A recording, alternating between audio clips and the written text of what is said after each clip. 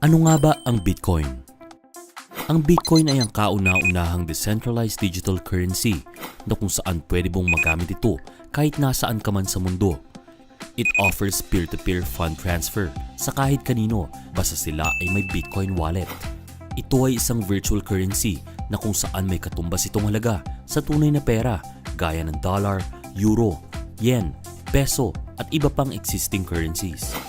Ang Bitcoin ay sinimulan taong 2009 ng isang tinatawag na Satoshi Nakamoto. Ang presyo ng Bitcoin taong 2010 ay pumapatak lamang ng 7 cents US dollars o 3.34 pesos lamang kada isang Bitcoin. Ang presyo ng Bitcoin ay patuloy na tumaas at noong November 25, 2013, ito ay inabot ng 979 US dollars o 46,000 pesos ang value ng isang Bitcoin. Ang bilang lamang ng Bitcoin na maaaring i-mine ay hanggang 21 million Bitcoins lamang. Sa kasalukuyan, 15 millions na ang namina simula 2009 at 6 million Bitcoins na lamang ang natitira. Ang presyo ng Bitcoin ay patuloy na tataas simply because of economics, the law of supply and demand. Kung ang supply ay hanggang 21 million Bitcoins lamang at ang natitirang 6 million Bitcoins na lang ang pwedeng i-mine, mataas ang demand at ang value ng Bitcoin ay patuloy na tataas. Marami ng mga kilalang tao ang naniniwala sa kakayahan ni Bitcoin bilang digital mode of payment of the future. Well, Bitcoin is exciting because it shows how cheap it can be. Bitcoin is better than currency in that big industry around Bitcoin, and people have made fortunes out of Bitcoin. Technical answer on Bitcoins is that Bitcoins is a remarkable cryptographic achievement. It is a huge deal. It's a huge, huge, huge deal. Marami na ring mga sikat at kilalang mga kumpanya ang naniniwala kay Bitcoin, gaya na lamang ng Visa, Nasdaq, Citi Ventures, Mitsubishi Financial Groups, New York Stock Exchange at marami pang iba. Sa Pilipinas, mayroon na ring mga websites at companies kung saan maaari kang bumili at magbenta ng Bitcoins.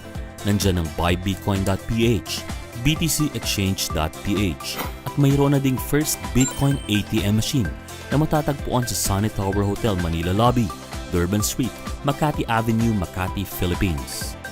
Isa ang coins.ph sa mga website kung saan pwede kang bumili at magbenta ng Bitcoins. At ang isang magandang feature nito ay mayroon itong mobile application na pwede mong magamit para makapagbayad ka ng iyong mga bills online, conveniently and hassle-free. Ngayong nakita na natin ang kagandahan at importance ng Bitcoin, paano naman tayo magkakaroon ng Bitcoins at ano ang mga pwedeng paraan para makaipon nito? Una ay through Bitcoin mining. Para makapag-mine ka ng Bitcoins, kailangan mong bumili ng mga supercomputers para magamit mo sa pag-mine ng mga Bitcoins. Gagastos ka ng halos millions of dollar na halaga para lang makapag-mine. Kasama na ang gastos sa kuryente dahil ito ay nangangailangan ng major firepower at mabilis na internet connection para ma-increase ang speed at transactions ng iyong supercomputers.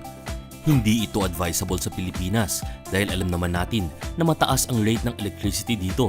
At the same time, hindi ganun kabilis ang internet service natin. Pangalawa ay through Bitcoin online faucets.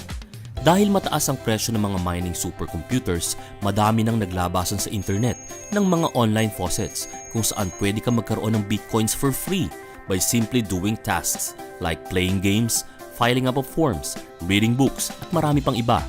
This will take almost all of your time kapalit lamang ng kakaunting Bitcoins. Pangatlo ay through Bitcoin education. May mga platforms na kung saan maaari ka magkaroon ng Bitcoins by simply learning and sharing what Bitcoin is. At ang pang-apat is through crowdfunding. Dito, makakatulong ka na, pwede ka pang magkaroon ng Bitcoins by simply donating sa mga projects and ventures by raising monetary contributions from a large number of people hosted of course ng mga trusted na mga companies at tao. Introducing BTC Panda. BTC Panda is an equity-based crowdfunding which allow contributors or helpers receive financial return or profit on their financial aid. Helpers easily can earn from their capital by giving other members financial aid. Ang mission ni BTC Panda is building up our individual Bitcoin portfolio by hitting 1,000 Bitcoins. And the vision is helping people to understand the value of having Bitcoin literacy by hitting our first 1,000 Bitcoins and more of each. BTC Panda is a give and take platform. Ang una mong kailangan gawin ay mag-provide help sa community. For as low as 0.1 Bitcoin or $37, maaari ka na makatulong by simply donating. And as soon as nakapag-donate ka na, your Bitcoin donation will now start getting rewards of 1% daily, minimum of 15 days, and maximum of 19 days. Ikaw ay tatawaging helper. Ngayong nakapag-provide help ka na sa community, kailangan mo lamang bumilang ng 15 days para ikaw ay maging eligible to get help. This time, yung mga ibang tao sa community naman ang magpro-provide help or magdo-donate sa'yo. Dito, makikita natin ang give and take system ni BTC Panda. Provide help to get help. 3 simple ways to earn rewards using BTC Panda. Step 1.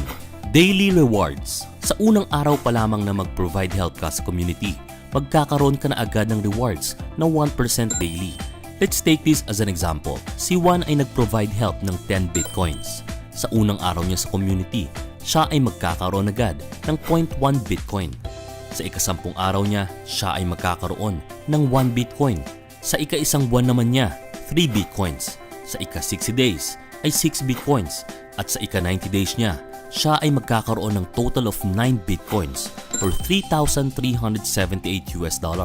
On the same day, pwede niya na din makuha ang kanyang 10 Bitcoins sa dinonate sa kanyang unang araw.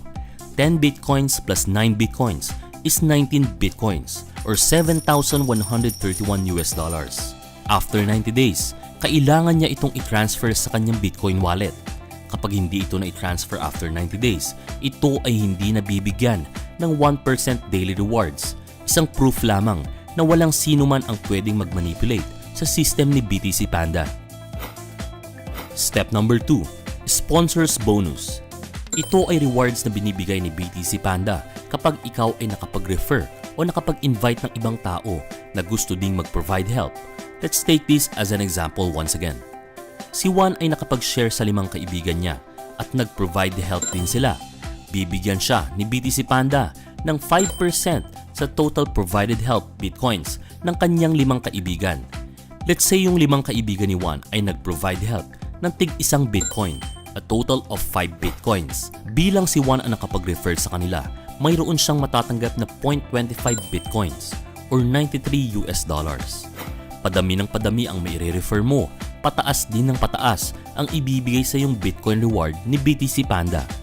Kapag umabot na sa 11 ang iyong referrals, kailangang ma-meet ng iyong mga referrals ang direct sponsor volume na 10 Bitcoins total provided help para magka-rewards ka ng 7% at 25 Bitcoins total provided help naman para sa ika-26 at 30th mong referrals para magka-rewards ka ng 10%. Step number 3. Manager's bonus. Ito ang mas malaking rewards na binibigay ni BTC Panda kapag ang iyong mga referrals ay nagsimula na ding mag-share sa mga kakilala nila na magpro-provide help sa community. Para ikaw ay maging isang fundraiser, ito ang mga requirements. Dapat ikaw ay may 10 kaibigan na active na nagpro-provide help sa community. Kailangan mong mag-provide help ng at least 1 Bitcoin sa community. Kailangan din na ang iyong 10 referrals ay makapag-provide help ng total of 10 Bitcoins. Kailangan mong mag-undergo ng verification by uploading your valid ID sa iyong back office. And lastly, kailangan mong mag-upload ng iyong video testimony. At dahil fundraiser ka na, ikaw ay bibigyan na ni BTC Panda ng reward sa mga referrals ng iyong mga direct referrals, 3% rewards sa iyong level 1 at 2% rewards sa level 2 ng iyong network. Para naman magkaroon ka ng rewards up to 4th level at maging isang charity helper, kailangan mo ng at least 15 helpers na active na nagpro-provide help sa community. 3 Bitcoins personal provided help, total of 30 Bitcoins provided help ng iyong mga direct sponsors, at dapat makapag-create ka ng 3 fundraisers sa kahit saang level ng iyong network. Para maging angel helper at magka-rewards ng total of 9% up to level 6, kailangan mo magkaroon ng at least 20 helpers. Makapag-provide help ka ng total of 5 bitcoins at total of 60 bitcoins ang provided help ng iyong direct sponsors. Kailangan mo din makakreate ng 3 charity helpers and 3 fundraisers sa kahit anong level ng iyong network. At para naman maging venture helper, at least 25 helpers na active na nagpo-provide help sa community, 10 bitcoins personal provided help, total of 75 bitcoins provided help ng iyong direct sponsors. At kailangan mo mag-create ng 4 charity helpers and 4 fundraisers sa kahit anong level ng iyong network. Bibigyan ka ni BTC Panda ng rewards up to 10.5% mula level 1 hanggang level 9 ng iyong network. And lastly, paano marireach ang philanthropy stage at magkaroon ng rewards ng up to 12% mula level 1 hanggang level 12 ng iyong network. Dito, kailangan mo ng at least 30 active helpers. Kailangan din na ang iyong personal provided help ay 15 bitcoins at ang total accumulated provided help ng iyong direct sponsors ay 90 bitcoins. Kailangan mo ring makapag-create ng 5 charity helpers at 5 fundraisers in different lines ng iyong network. Kapag na-hit mo na ang philanthropist, mas mapapabilis ang race to 1,000 bitcoins. 3 very simple ways para masimulan mo ang iyong Bitcoin portfolio at magkaroon ng financial freedom. It's time for Plan B.